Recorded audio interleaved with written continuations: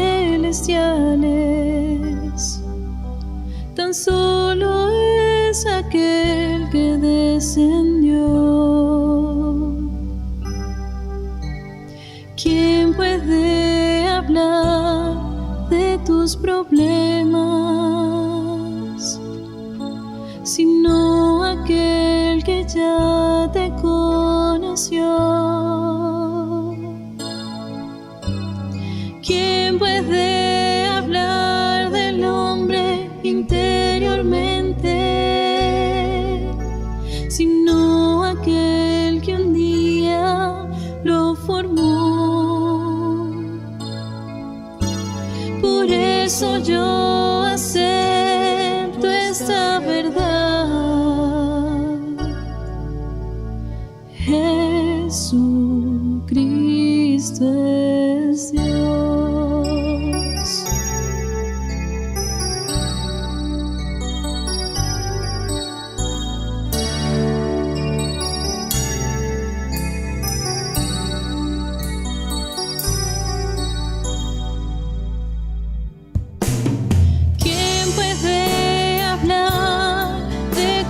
Celestiales, tan solo es aquel que descendió. ¿Quién puede hablar de tus problemas, sino aquel que ya te conoció?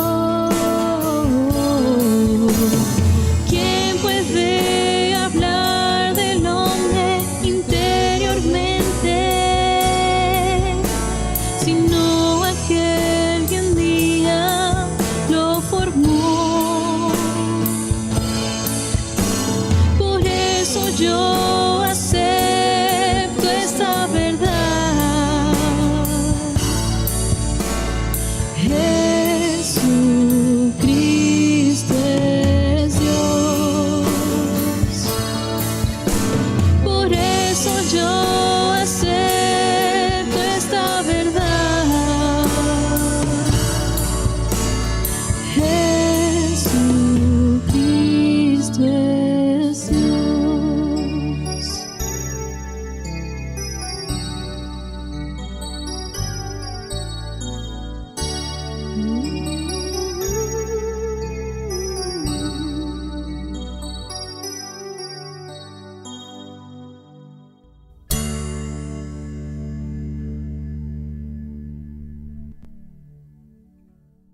Hola, ¿qué tal? Todos los hermanos, amigos que nos están siguiendo desde ya hace un tiempo por el canal Arca. Hoy venimos a traer para ustedes un mensaje más, un mensaje ministerial de la palabra, un poco diferente a los mensajes que hemos visto, porque en esta oportunidad nosotros vamos a estar observando unas diapositivas en las que queremos tomar lo más importante del tema de esta semana, que tiene como título La Cena del Señor y la Mesa del Señor, basados en el tomo número 3 que estamos revisando de la serie del Ministerio del Nuevo Pacto, que tiene como título general El Poder de la Resurrección. Y también, como en este momento debe estar apareciendo en pantalla con el título, tenemos otro libro que el mismo Alimento Diario tomó como base, tomó como apoyo para este mensaje, y este libro tiene como título Fundamentos de la Fe Cristiana. Ahí estamos observando el título en portugués, pero sí lo tenemos en español. Es el mismo libro y nos explica de manera detallada, de manera bastante sustanciosa, el tema de la mesa y la cena del Señor.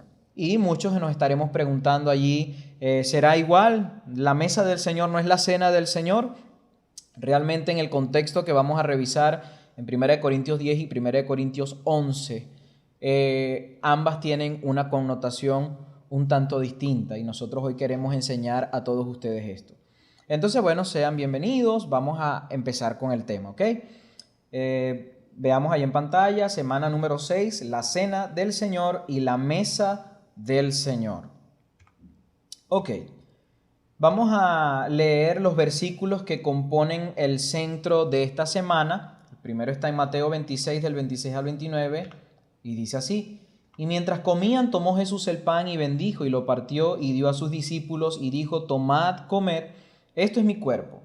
Y tomando la copa y habiendo dado gracia les dio, diciendo: bebed de ella todos, porque esta es mi sangre del nuevo pacto, que por muchos es derramada para remisión de pecados. Y os digo que desde ahora no beberé más de este fruto de la vid hasta aquel día en que lo beba de nuevo con vosotros en el reino de mi Padre. ¿Ok? Este es el primer versículo que vamos a utilizar como base para este mensaje. El segundo está en 1 Corintios 10, del 16 al 17, y el versículo 21 que dice: la copa de bendición que bendecimos no es la comunión de la sangre de Cristo, y el pan que partimos no es la comunión del cuerpo de Cristo. Siendo un solo pan, nosotros, con ser muchos, somos un cuerpo, pues todos participamos del mismo pan. No podéis beber la copa del Señor y la copa de los demonios. No podéis participar de la mesa del Señor y de la mesa de los demonios. ¿Ok? Este es el segundo versículo, no lo vamos a explicar todavía, es para que tomemos base de lo que vamos a hablar a continuación. Otro versículo, 1 Corintios 11:20 dice: cuando pues os reunís vosotros, esto no es comer la cena del Señor, porque yo recibí del Señor lo que también os he enseñado, que el Señor Jesús, la noche que fue entregado, tomó pan, y habiendo dado gracias, lo partió y dijo: tomad, comed, esto es mi cuerpo que por vosotros es partido, haced esto en memoria de mí. Asimismo tomó también la copa después de haber cenado, diciendo: esta copa es el nuevo pacto en mi sangre, haced esto todas las veces que la bebiereis en memoria de mí. Y es interesante cómo Pablo, él puede declarar que él recibió este anuncio de parte del Señor. Él no estuvo físicamente con el Señor en aquella cena que el Señor realizó con los discípulos. Sin embargo, Pablo puede afirmar: porque yo recibí del Señor, ¿ve? Entonces, mi deseo y mi oración es que usted y yo podamos, a través de este mensaje, recibir una porción de parte del Señor. No veamos esta palabra como un estudio objetivo, veamos como que el Señor quiere transmitirnos a través de esta palabra el sentimiento que contiene cuando nosotros celebramos la mesa y la cena del Señor. Cuando nosotros vemos el pan y el vino delante de nosotros, necesitamos decir: porque yo recibí del Señor. ¿Ok? Entonces, bueno, vamos a empezar con el primer punto. Nosotros estamos en el contexto de 1 Corintios y nosotros sabemos que cuando estudiamos la carta a los Corintios pareciera ser una carta que tiene asuntos negativos, ya que los corintios tenían al menos 11 problemas que podemos citar. Y aquí en esta imagen quise reflejar que los corintios eran personas que debatían mucho, reflejaban su modo de pensar. Recordemos que Corinto era parte de la cultura superior de la época y ellos tenían muchos argumentos, tenían muchas diferentes culturas y por eso se tornó una iglesia bastante problemática. Ellos, en los primeros capítulos de Corinto, Pablo trata acerca de problemas de divisiones, pero también les muestra la solución a todos estos problemas, mostrando que Cristo debe ser el centro de nuestra vida cristiana, ¿ok? A partir del capítulo 11, que es el capítulo en el que nosotros estamos entrando hoy, vamos a ver varios asuntos. Por ejemplo, el asunto de la autoridad representado por el velo. La cena del Señor, que está ahorita reflejado en pantalla en amarillo porque es el tema que vamos a revisar hoy. También trató problemas con los dones, porque los hermanos debatían mucho de cuáles eran sus dones, cuáles eran los dones mejores, y por eso el apóstol Pablo en una oportunidad tuvo que decir que él les mostraba un camino más excelente, refiriéndose al amor. También habían problemas relacionados con el entendimiento de la resurrección y con las ofrendas, ¿no? Entonces, esto solamente para contextualizar y detenernos en lo que estamos revisando. Estamos revisando el contexto de 1 Corintios. En este caso, vamos a revisar la claridad que Pablo le pudo dar a los hermanos en cuanto a la cena del Señor. Por supuesto, hermanos, Cristo, yo quisiera antes de entrar en tema poder decir que Cristo es la solución a todos nuestros problemas. Aunque Colosenses habla de Cristo como el misterio de Dios y es una epístola en la que Pablo se basa para hablar de Cristo. No hay otra epístola en el Nuevo Testamento que muestre más aspectos de Cristo, más aspectos con los que Cristo puede ayudarte a ti y a mí. Y solamente quiero mencionarlo, pero necesito que al mencionarlos tú sientas, ¿verdad? Y yo sienta que estos aspectos que van a ser mostrados acá son para mí. Porque Cristo es la solución a todos nuestros problemas. Entonces en 1 Corintios encontramos 20 aspectos de Cristo. 20 aspectos de Cristo. Mire, en los primeros capítulos se nos muestra que Cristo es la porción que Dios nos dio. También Él es la sabiduría de Dios. 3, Él es el poder de Dios. 4, Él es nuestra justificación. 5, nuestra santificación y redención. El 6, Cristo también es el Señor de la gloria. 7, Él es lo profundo de Dios. 8, Él es el fundamento del edificio de Dios. El 9, Él es nuestra Pascua. El 10, pero también Él es nuestro Cordero Pascual. 11, Él es nuestro pan sin levadura. 12, Cristo es nuestra comida. 13, también es nuestra bebida espiritual.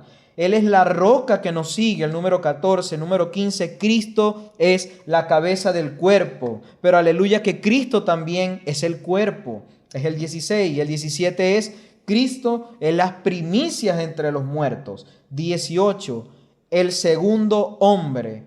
Él también es el postrer Adán, el 17. Y el número 20, Cristo al final es presentado como el Espíritu vivificante. Con todo esto, hermano, cómo ser escasos, con todo esto, cómo vivir una vida cristiana pobre, teniendo un Cristo que nos presenta todos estos aspectos y que quiere que tú y yo participemos de estos aspectos. Si nos sentimos que tenemos una vida espiritual superficial, podemos tomar a Cristo como lo profundo de Dios.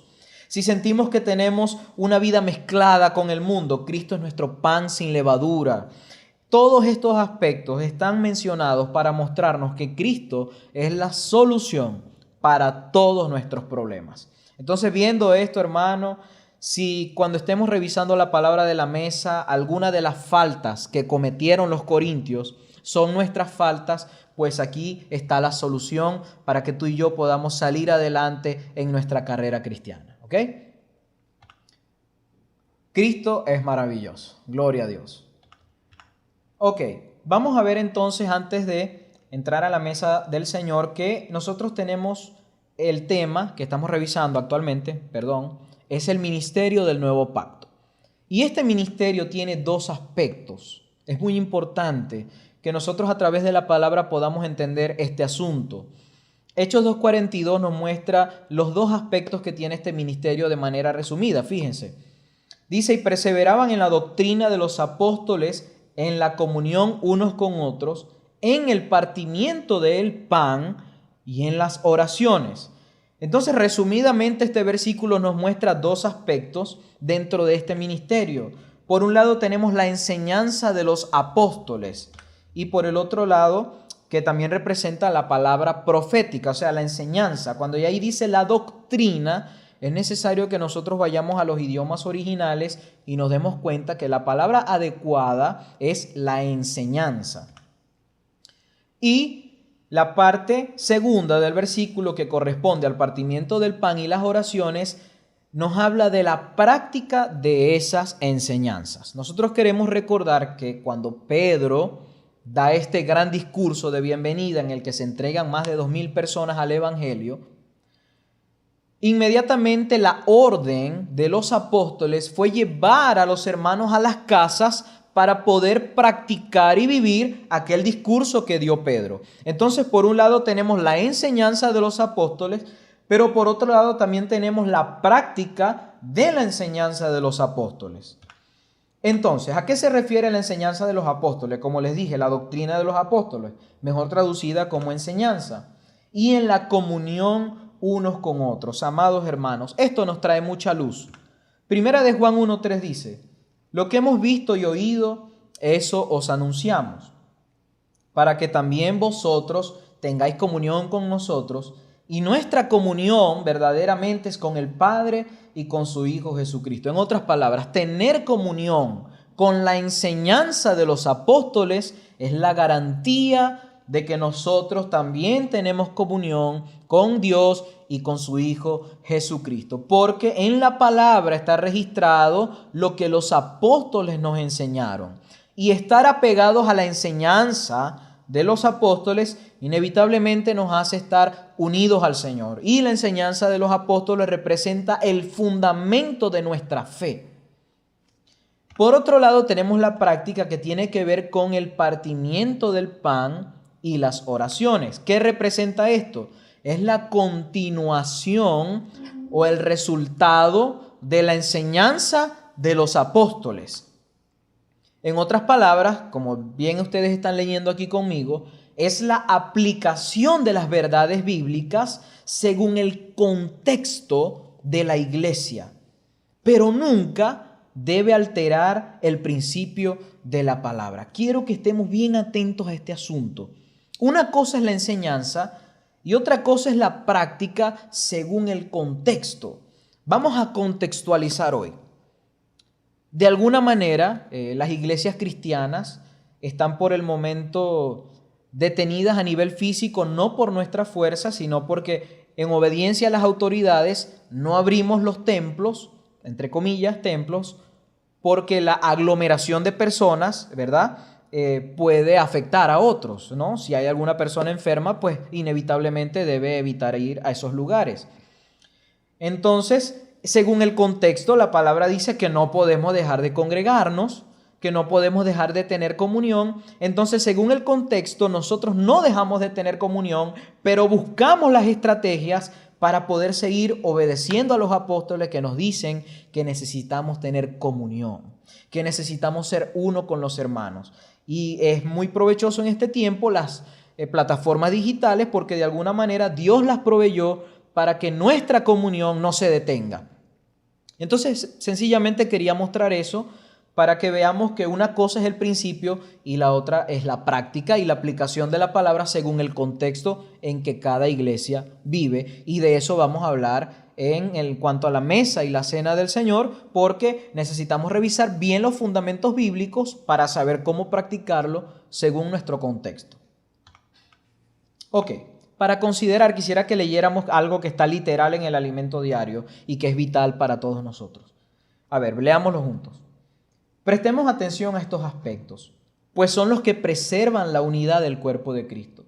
Hoy en día, a pesar de que todavía existen apóstoles, por supuesto, y de que estamos bajo su liderazgo, no debe haber ninguna enseñanza fuera de la enseñanza de los apóstoles registrada en la Biblia.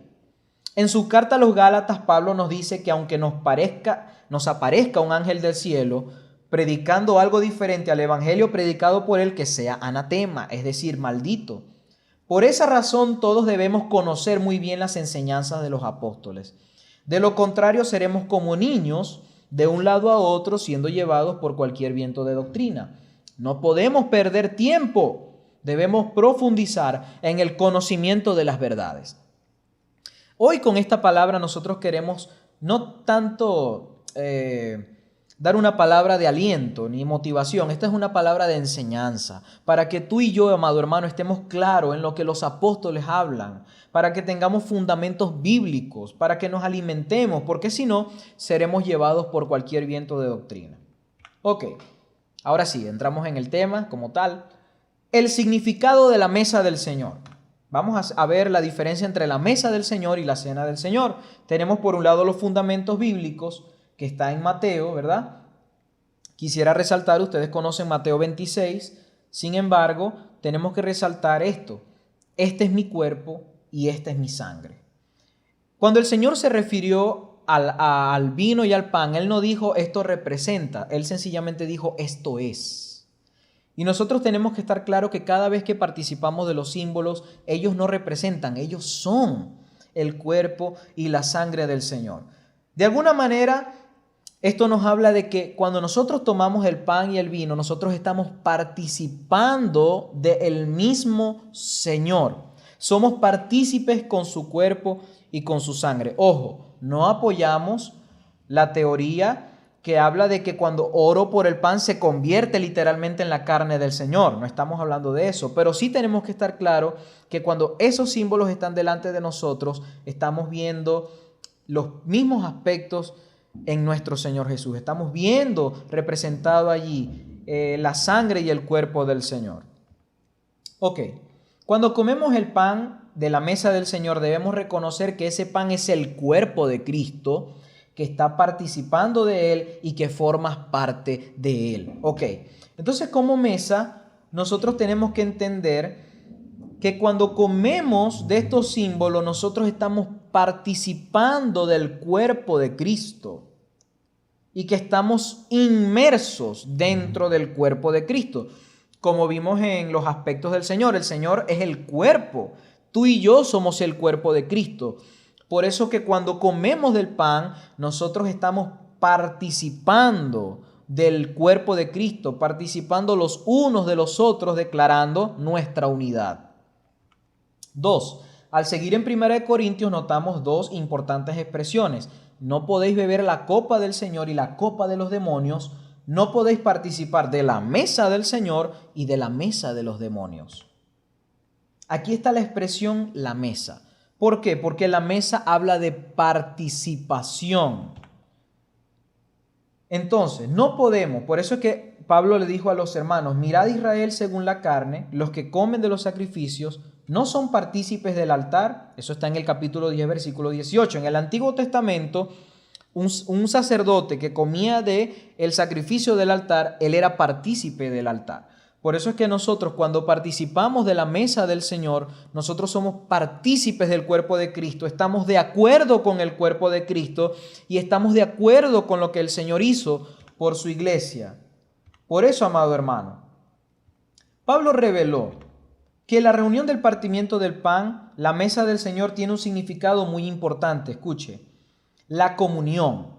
Cuando el apóstol habla de la mesa del Señor, el énfasis es la participación común de todos. Es la comunión del cuerpo de Cristo. Y por eso, amado hermano, cuando tú y yo participamos de estos símbolos, es algo tan importante. ¿Por qué es importante?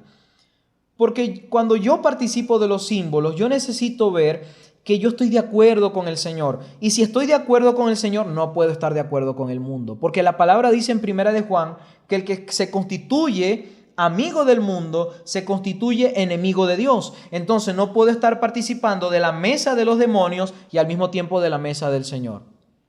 Porque sería un adúltero. Viendo delante de mí el cuerpo de Cristo y la sangre de Cristo, para mí debería ser un todo. Por eso es que debemos orar al Señor, hermano, constantemente para que todo este asunto de la pandemia pueda pasar pronto y que podamos de nuevo reunirnos con los hermanos para demostrarle al mundo que estamos de acuerdo con lo que Cristo está haciendo y que somos uno con los hermanos y que somos uno con el Señor. Ok, seguimos con el significado de la mesa del Señor. En la práctica, en los días actuales, y aquí va el asunto de la enseñanza de los apóstoles y la práctica. En los días actuales hemos cambiado el formato de los símbolos utilizando artículos más higiénicos, vasos plásticos, ¿ok?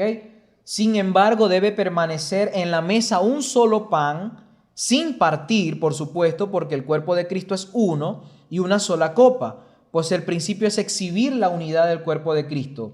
El pan debe ser sin levadura y la bebida del fruto de la vid. De esa forma demostramos un principio espiritual clave. Somos uno en Cristo. La mesa del Señor nos habla de nuestra unidad con los hermanos y con Cristo. Él es nuestra porción espiritual. Al comer del pan y beber la copa, nos hacemos uno con Cristo y con su iglesia. Alabado sea el Señor. Entonces, coloco aquí esta imagen de referencia para que veamos que hay un grupo de hermanos en una conferencia en la que hay más de 10,000 hermanos. Sin embargo, en la mesa no hay 10,000 panes. Hay un solo pan y hay una sola copa, representando que aunque somos muchos granos, estamos todos amasados dentro de un mismo cuerpo y a esto nosotros llamamos la mesa del Señor. Ok, para considerar. A ver, quisiera solamente, no me quiero extender, quiero brevemente decir lo que dice aquí. Los corintios tenían un problema. Ellos cuando se reunían para la mesa del Señor, la mesa del Señor y la cena del Señor tienen esta diferencia de que la mesa del Señor es para disfrutarla con los hermanos. Entonces, ellos al reunirse con los hermanos no lo hacían para lo mejor, sino que Pablo les decía que lo hacían para lo peor. porque unos llegaban tarde, unos llegaban temprano, unos comían primero, otros se embriagaban. Entonces ellos no capturaron el sentimiento de la mesa del Señor. Ellos no eran uno con los hermanos. Entonces unos hermanos que tenían más poder económico llevaban unas mejores comidas. Entonces comían, los pobres lo veían, los pobres no comían, ellos sí comían. Entonces ellos tenían este tipo de prácticas que no eran saludables. Amado hermano, en la iglesia somos uno. En la iglesia no hay clases sociales. En la iglesia no hay diferencia. Por eso es que Pablo decía que a los hermanos que parecen menos decorosos, nosotros los tratamos con más decoro. Cuando nos reunimos con la iglesia, tenemos que cuidar a la iglesia. Hay cosas que hacemos en nuestra casa que no podemos hacer con los hermanos porque hay otros hermanos que se van a sentir menospreciados. Entonces debemos ser muy cuidadosos cuando nos reunimos con los hermanos y cuando vamos a la reunión del partimiento del pan, porque allí tenemos que expresar que somos uno. ¿Ok? Podemos avanzar. Ahora el significado de la cena del Señor y los fundamentos bíblicos.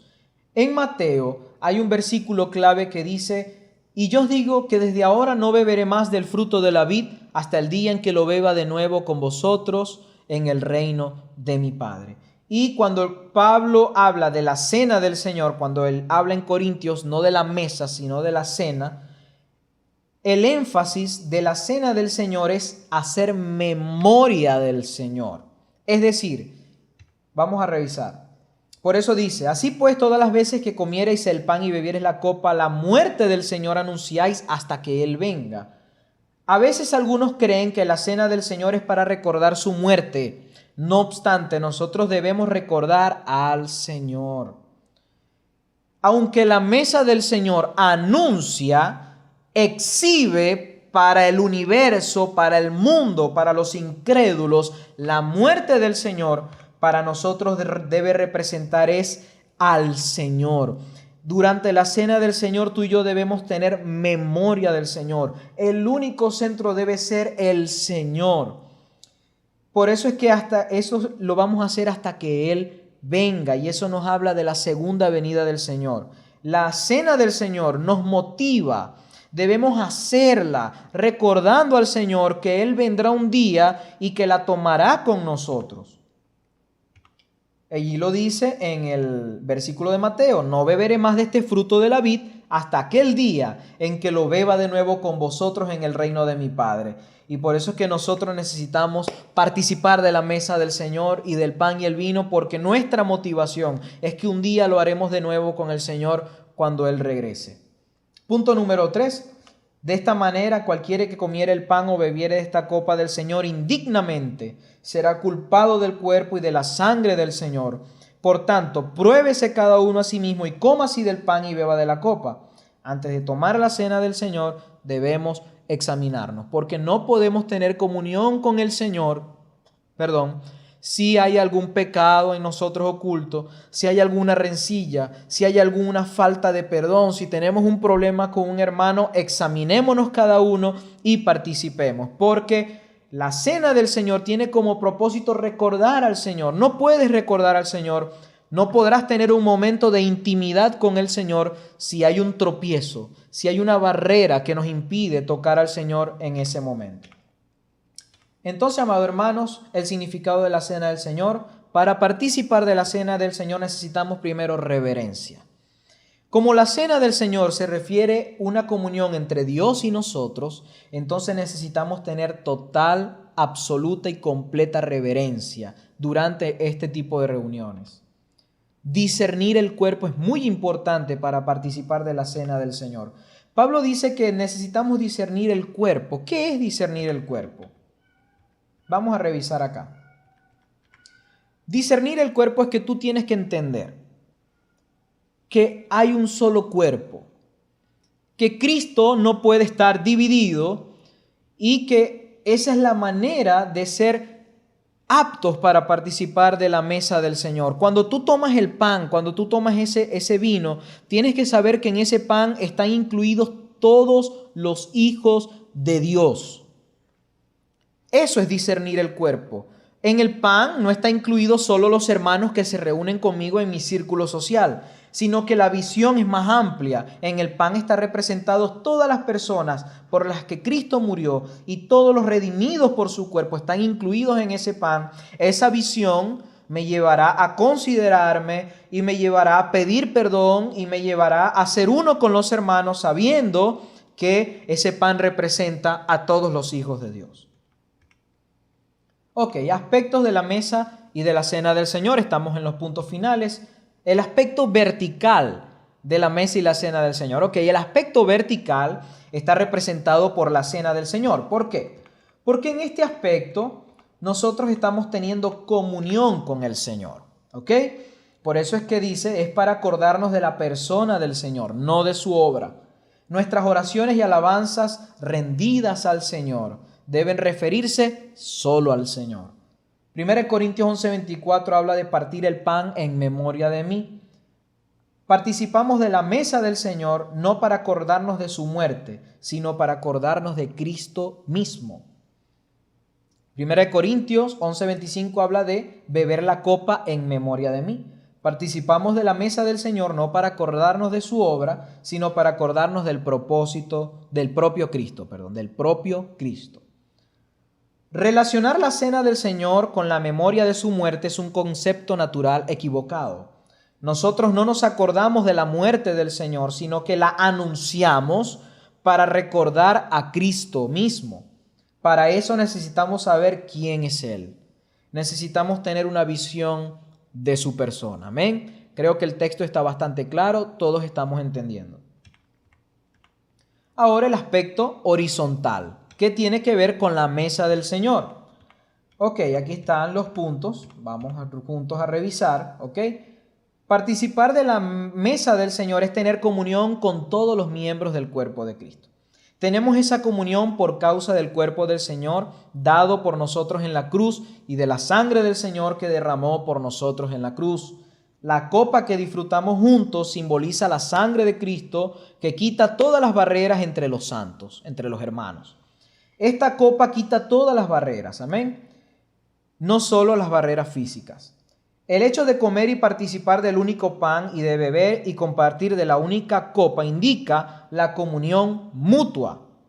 Tal comunión se vuelve la comunión de la sangre de Cristo y la comunión del cuerpo de Cristo. Eso lo dice 1 Corintios 10, 16.